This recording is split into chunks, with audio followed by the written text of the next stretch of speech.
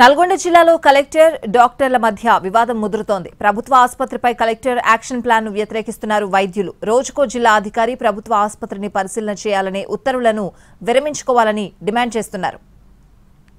జిల్లా ప్రభుత్వాసుపత్రిలో రోజుకో జిల్లా స్థాయి అధికారి పర్యవేక్షణ చేయాలని కలెక్టర్ నారాయణ రెడ్డి జారీ చేసిన ఉత్తర్వులు వైద్యుల ఆగ్రహానికి కారణంగా మారాయి. కలెక్టర్ ఇచ్చిన ఉత్తర్వులను వ్యతిరేకిస్తూ నల్గొండ వైద్య కళాశాల వైద్యులు అత్యవసర సేవలు మినహా మిగిలిన అన్ని సేవలు నిలిపివేసి ఆసుపత్రి ప్రధాన గేటు వద్ద ఆందోళనకు దిగారు.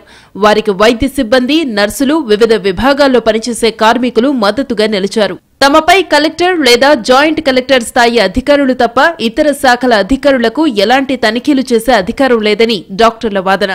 అలా చేస్తే తమ వృత్తిని తమను అగౌరవపరచడమేనంటున్నారు వైద్యులు.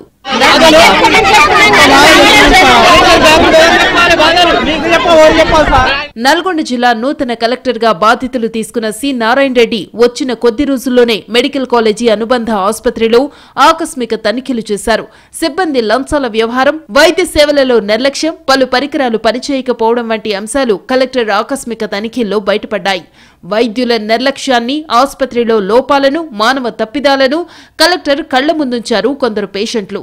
వెంటనే స్పందించిన కలెక్టర్ రోగుల వద్ద లంచం తీసుకుంటున్న 2 వార్డు బాయ్లను విధుల నుంచి తొలగించారు.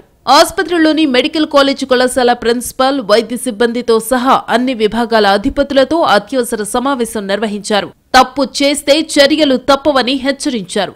ఆసుపత్రి సిబ్బందితో సమావేశం ముగిసిన వెంటనే సంస్కరణలు కూడా మొదలుపెట్టారు కలెక్టర్ నారాయణ రెడ్డి. 45 మంది జిల్లా స్థాయి అధికారులు ప్రతిరోజు ఒకరు ఆసుపత్రిని పర్యవేక్షించే బాధ్యతలు అప్పగిస్తూ ఆదేశాలు జారీ చేశారు.